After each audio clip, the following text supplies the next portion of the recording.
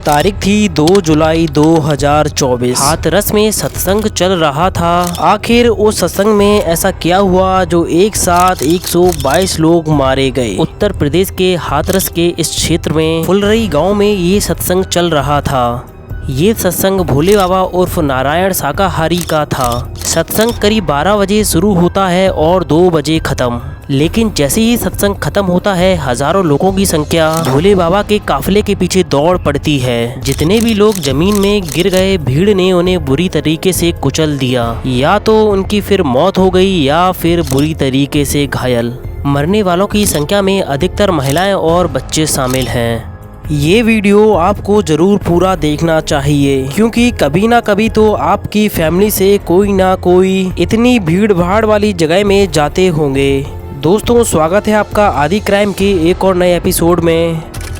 बाबा नारायण शाकाहारी की उम्र करीब 60 वर्ष के आसपास है। इनका मेन नाम तो सूरजपाल है, लेकिन इन्हें और भी कई नामों से जाना जाता है। लोग इन्हें भोले बाबा उर्फ साकार विषहरी के नाम से भी जानते हैं। बाबा सूरजपाल अपने प्रवचन के दौरान सफ़ेद कोट पैंट पहनते हैं, आँखों में काला चश्मा पहनते हैं। इनके सेवकों में सबसे ज़्यादा महिलाएं शामिल हैं और अक्सर प्रवचन के दौरान इनकी पत्नी भी इनके साथ रहती हैं, जिन्हें लोग माता श्री कहकर बुलाते हैं। बाबा सूरजपाल जो यूपी के एटा में स्थित पटियाली तहसील के बहादुर नगर गाँव के रहने वाले हैं। चलिए जानते हैं कि 2 जुलाई को ऐसा क्या हुआ था जिसमें 122 लोग मारे गए।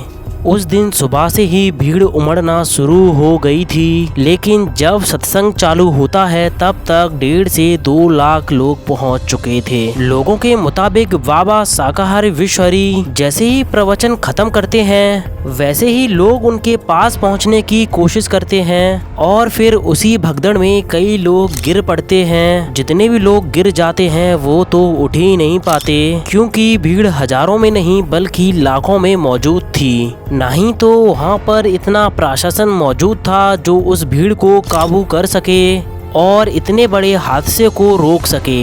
इस सत्संग का आयोजन बाबा नारायण के संगठन ने किया था। जैसे ही भीड़ बेकाबू होती है, उस बेकाबू भीड़ में 7 बच्चे और 100 से ज़्यादा अधिक महिलाएं मारी जाती हैं।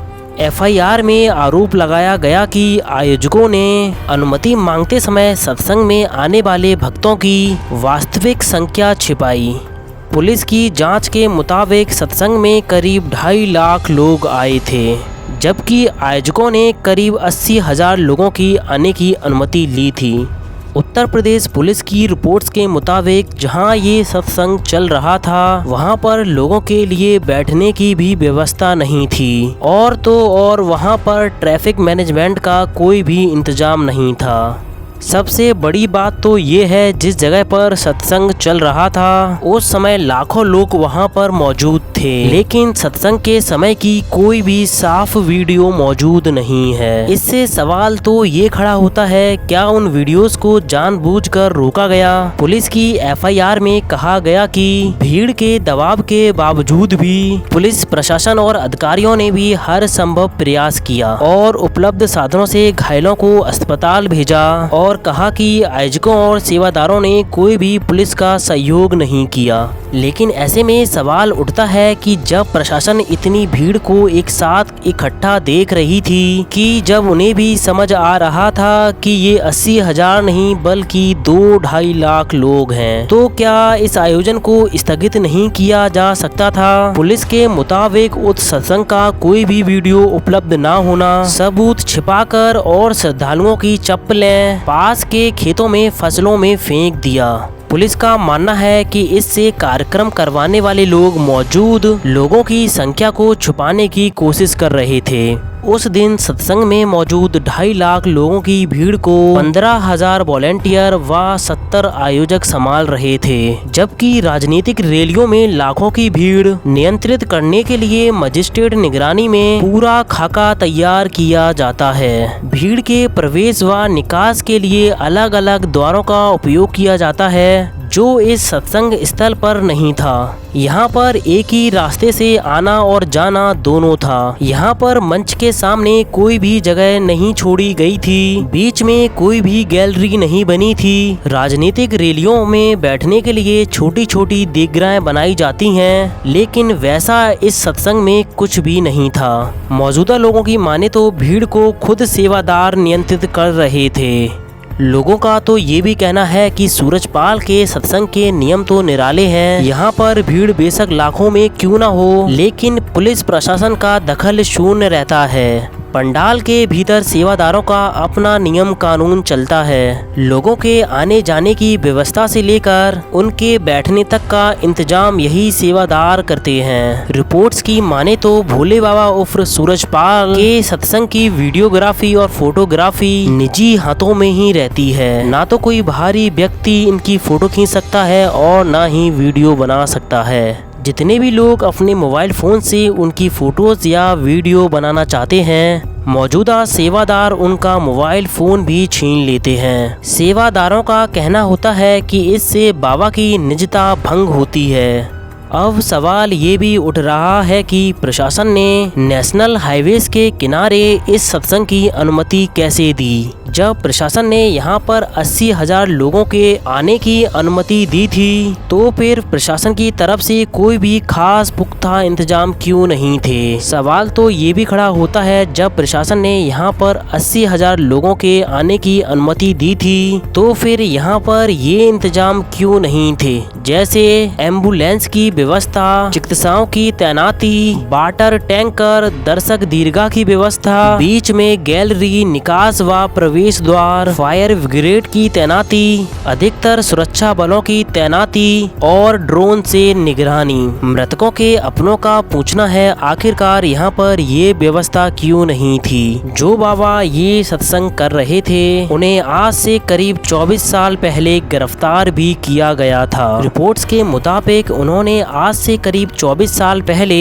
एक मरी हुई लड़की को मलका चबूतरा पर जिंदा करने की कोशिश की थी। जैसे ही ये खबर पुलिस को लगती है, पुलिस वहां पर पहुंच जाती है और बाबा सूरजपाल को गिरफ्तार कर लेती है। पुलिस जब इस केस की तहकीकात में लगी है, तो उन्हें पता चला है बाबा के पास करीब 100 करोड़ की संपत्ति मौजूद है। बाबा सूरजपाल ने पश्चिम उत्तर प्रदेश में करीब 24 आश्रम बनाए हैं। उत्तर प्रदेश के मैनपुरी में बाबा का आश्रम करीब 21 एकड़ में फैला हुआ है। यहाँ पर बाबा के लिए करीब 80 सेवादार सेवा के लिए मौजूद रहते हैं। मैनपुरी का यह बिछुआ आश्रम आज से करीब 3 साल पहले बना था और इस आश्रम को करीब 4 करोड़ की लागत से तैयार किया गया है। बाबा सूरजपाल का आश्रम नोएडा जैसे शहर में भी बना हुआ है। पुलिस की एक रिपोर्ट्स के मुताबिक सूरजपाल ने सन 1999 में यूपी पुलिस के सिपाही पद से इस्तीफा दे दिया था। उसके बाद उसने पटियाली गांव आकर एक छोटा सा आश्रम बनाया।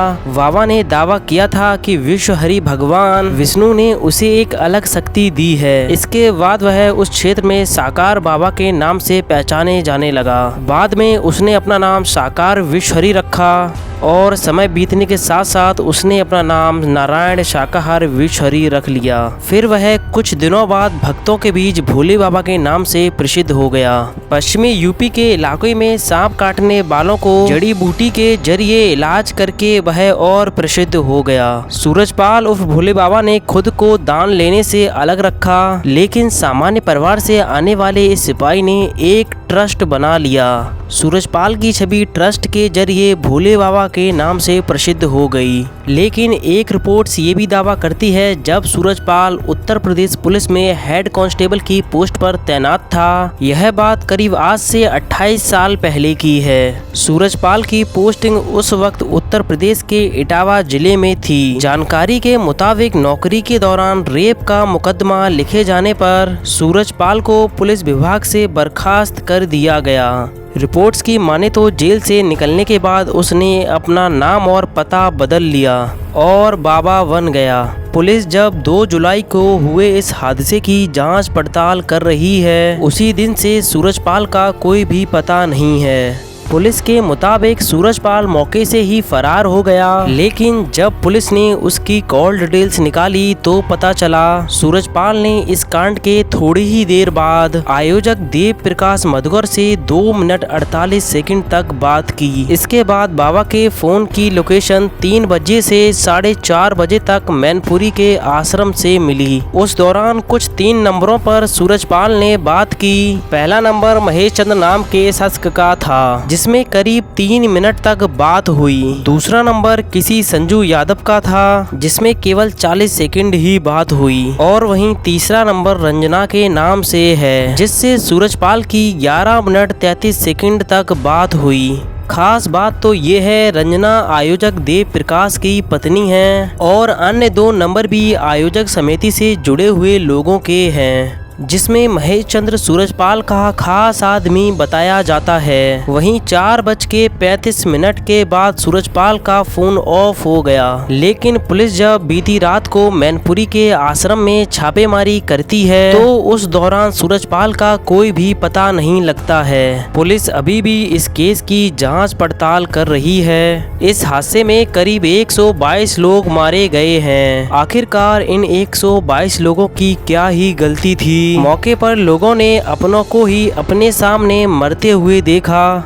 इससे पहले ऐसा ही ना कभी किसी सत्संग में हुआ था और पुलिस अभी भी सूरजपाल का पता लगाने की कोशिश कर रही है। पुलिस ने कुछ लोगों को तो गिरफ्तार कर लिया है और कुछ लोगों पर मुकदमा भी दर्ज कर लिया है। आपको इस हादसे के पीछे क्या लगता है, कमेंट करके ज़रूर बताना। दोस्तों, आशा करते हैं कि आदि क्राइम का ये भी एपिसोड आपको पसंद आया होगा।